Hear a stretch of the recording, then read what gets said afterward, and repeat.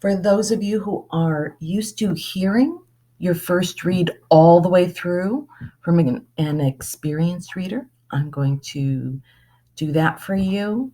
Have your text out in front of you or follow along on the screen. You can see the work we did yesterday. In yellow, we highlighted some things we know. Then we underlined some things we wanted to look at, study, things we weren't sure about or wanted to make connections with. The last thing I want to remind you of is your ability to stop and make a prediction. There's a lot of seemingly negative words here about teenagers.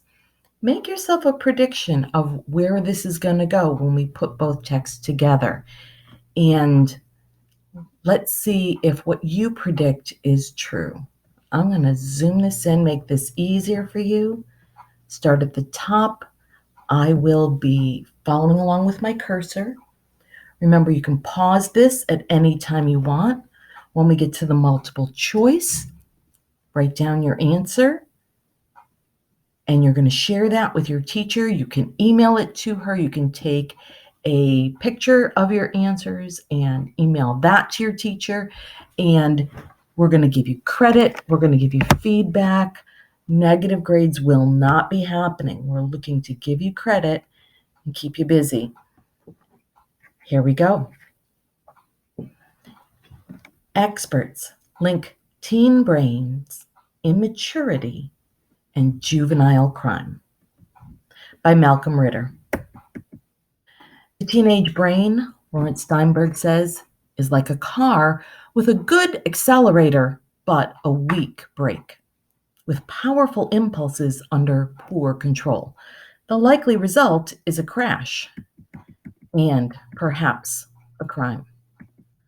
Steinberg, a Temple University psychology professor, helped draft an American Psychological Association brief for a 2005 case in which the U.S. Supreme Court outlawed the death penalty for crimes committed before age 18.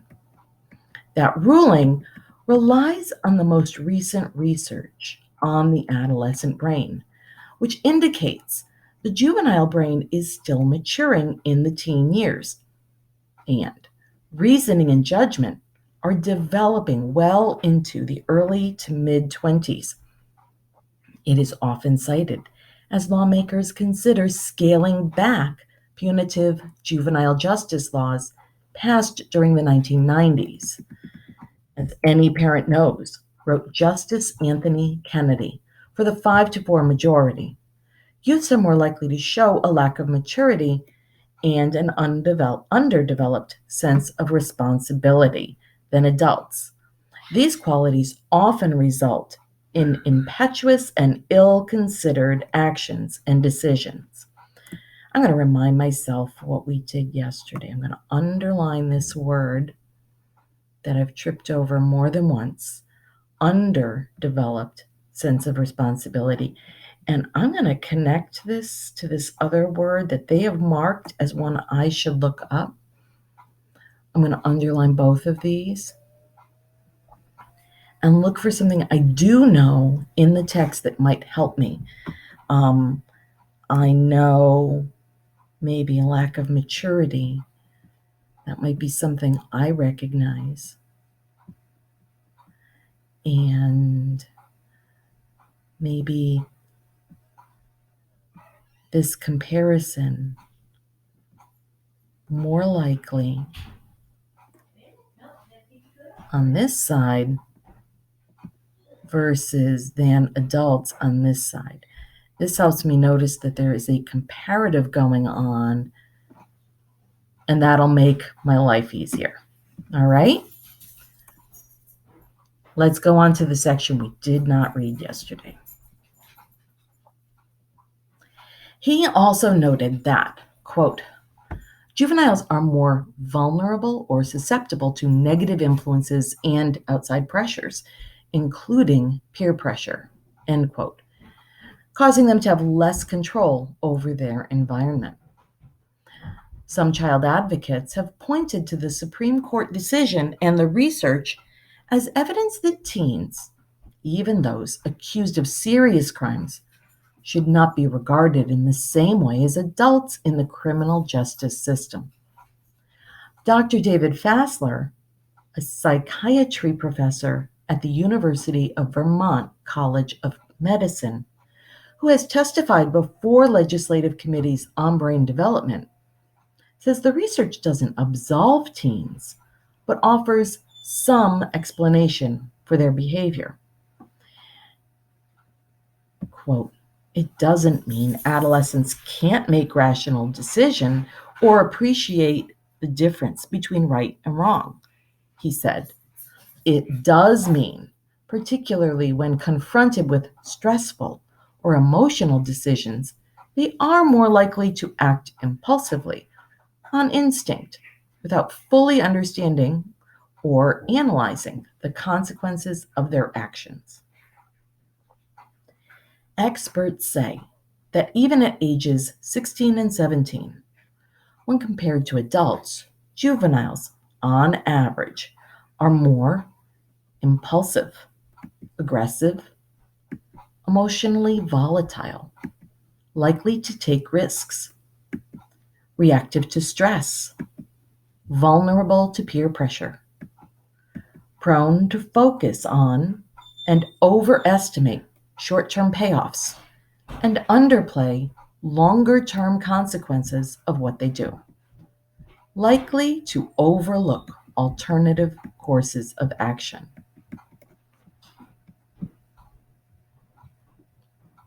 Paragraph 12. Violence toward others also tends to peak in adolescent years, says psychiatrist Peter Ash of Emory University.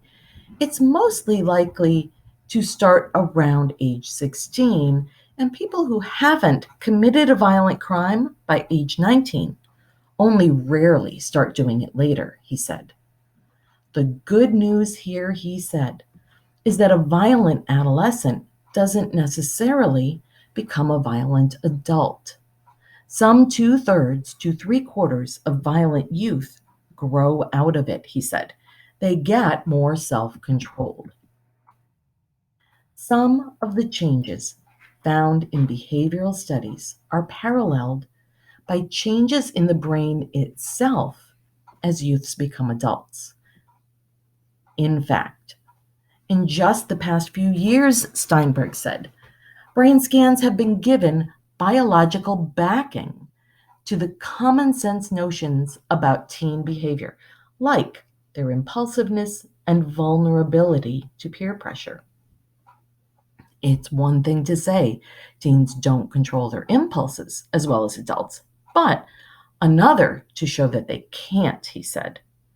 As for peer pressure, the new brain research gives credence to the idea that this isn't a choice that kids are making to give in to their friends, that biologically they're more vulnerable to that, he said. Consider the lobes at the front of the brain.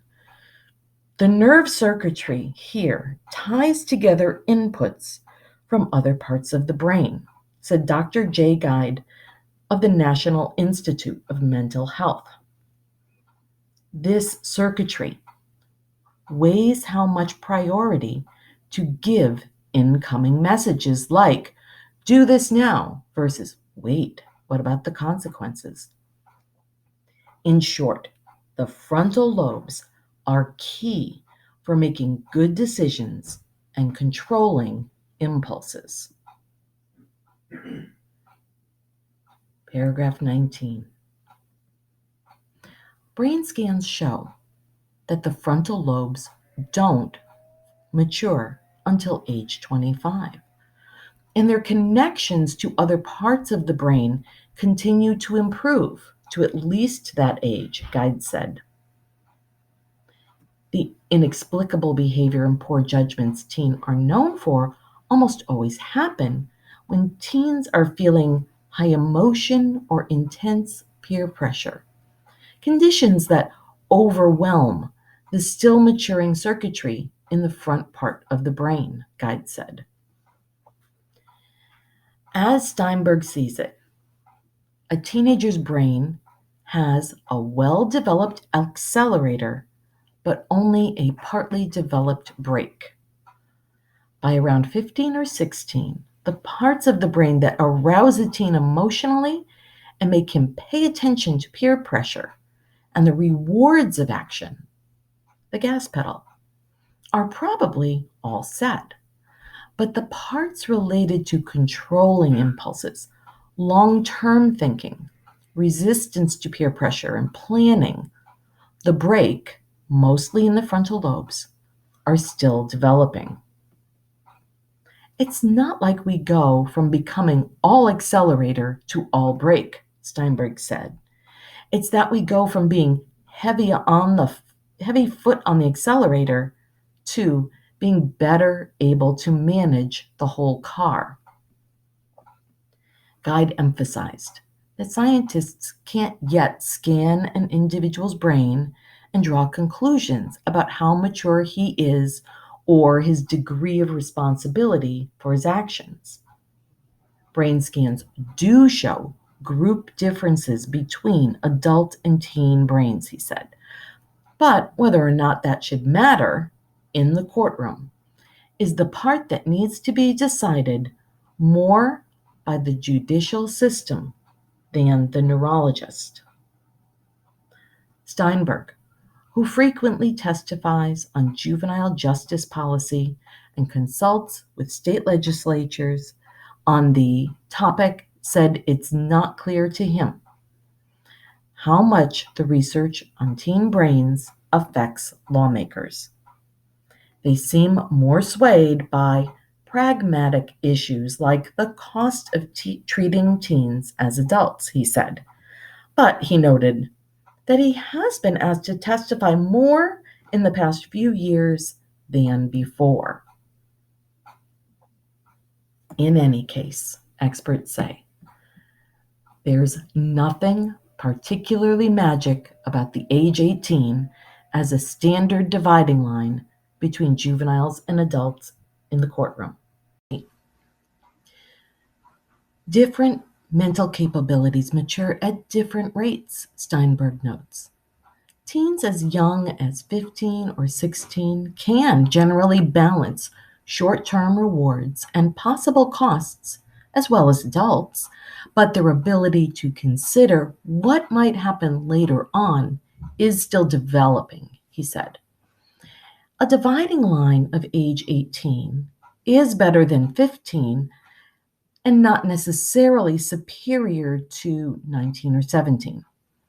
But it appears good enough to be justified scientifically, he said.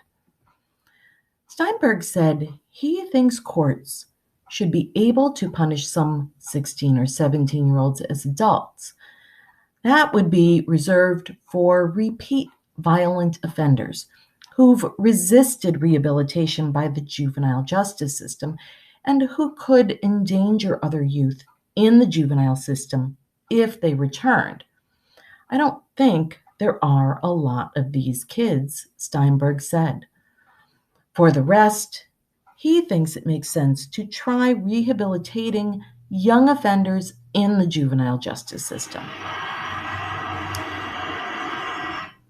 That's better than sending them through the adult system, which can disrupt their development so severely that they're never going to be able to be a productive member of society, Steinberg said. You're not doing society any favor at all. Ash said that to decide whom to treat as an adult, courts need some kind of guideline that combines the defendant's age with the crime he's accused of. That should leave room for individual assessments, he said.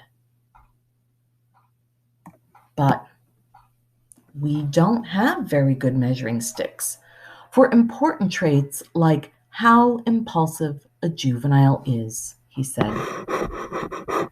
In any case, the decision for each defendant should balance a number of reasons for punishment, like retribution, protecting society, deterring future crime, and rehabilitation, said Ash, who's a member of the American Psychiatric Association's Committee on Judicial Action.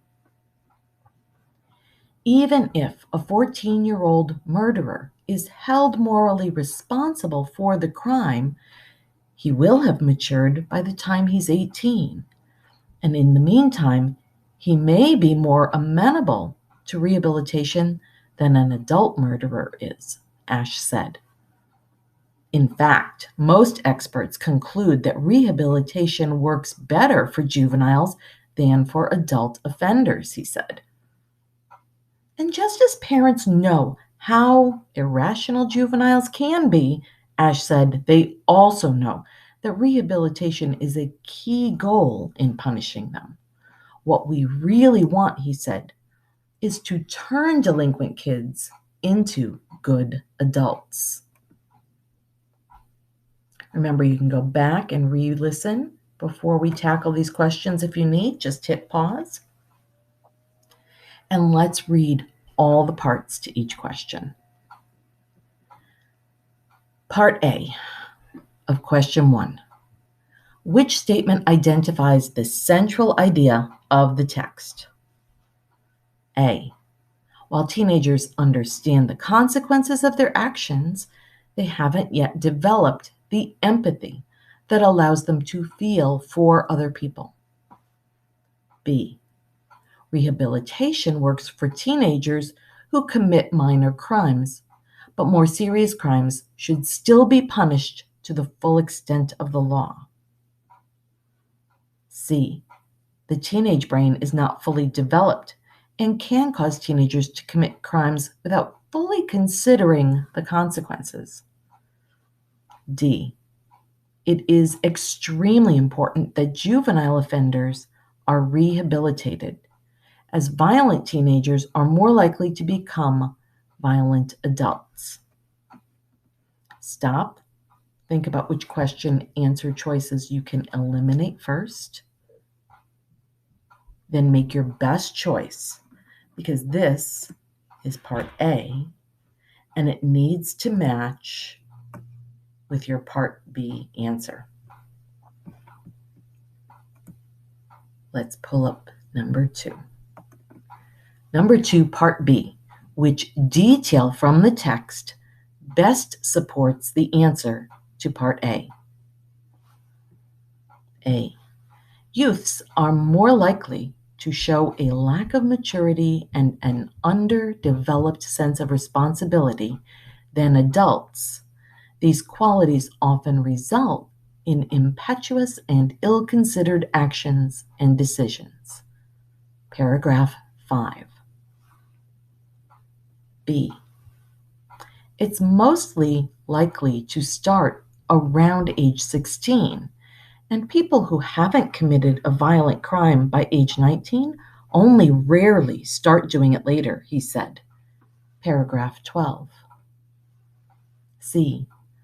Guide emphasized that scientists can't yet scan an individual's brain and draw conclusions about how mature he is or his degree of responsibility for his actions. Paragraph 24. D. That would be reserved for repeat violent offenders who've resisted rehabilitation by the juvenile justice system and who could endanger other youth in the juvenile system if they returned. Paragraph 30.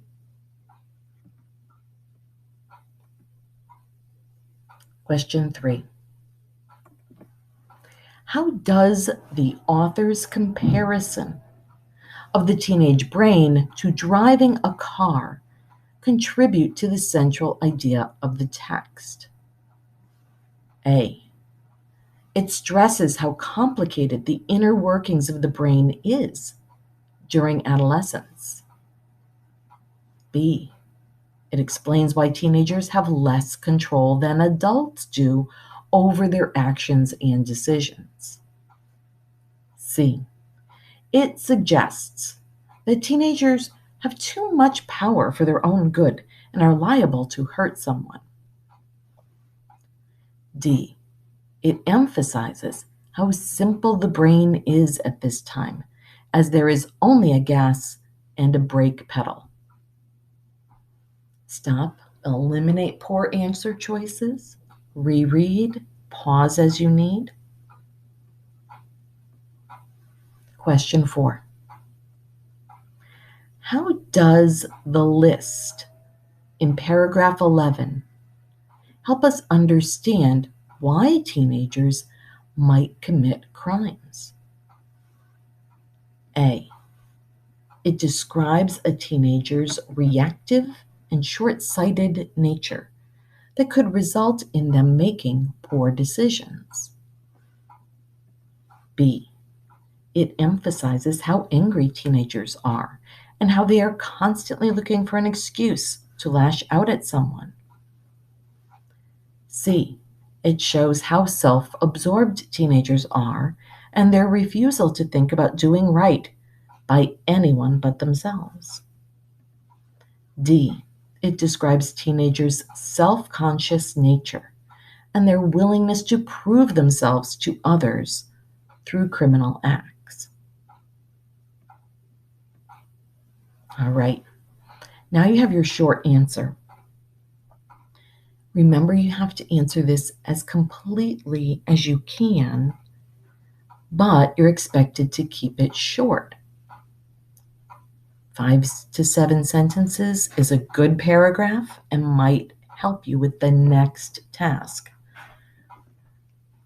What connection does the author draw between the teenage brain and rehabilitation?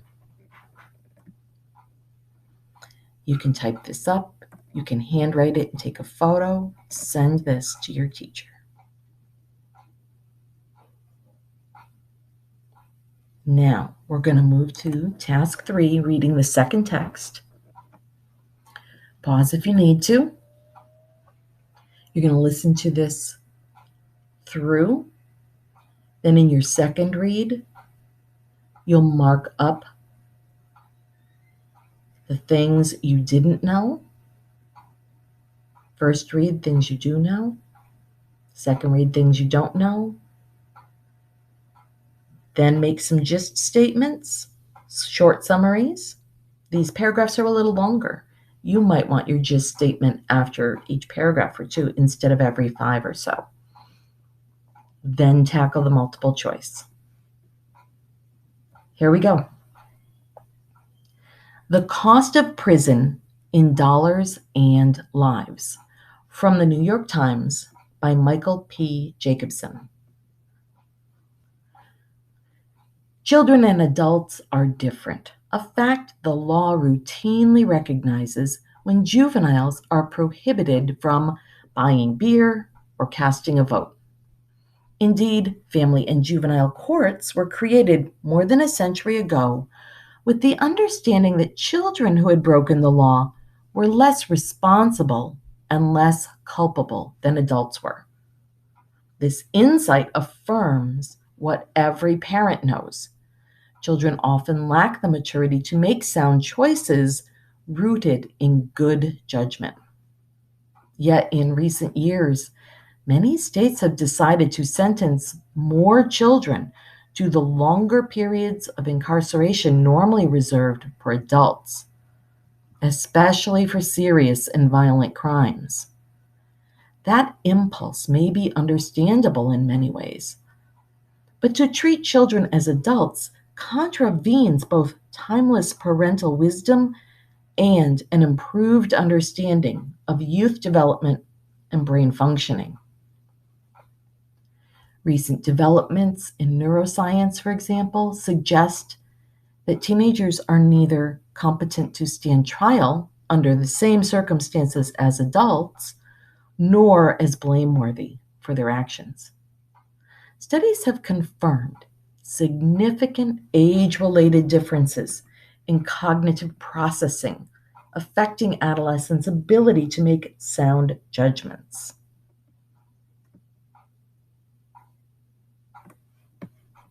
In 2005, the U.S. Supreme Court agreed, outlawing the death penalty for anyone younger than 18, saying that, quote, from a moral standpoint, it would be misguided to equate the failings of a minor with those of an adult, for a greater possibility exists that a minor's character deficiencies will be reformed.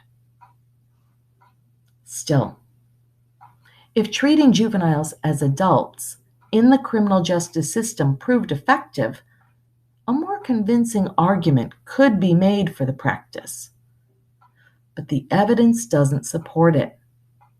Studies comparing the recidivism rates of youth processed in the juvenile system with those handled in the adult system indicates that youth processed in the adult system are likely to re-offend more quickly and at higher rates.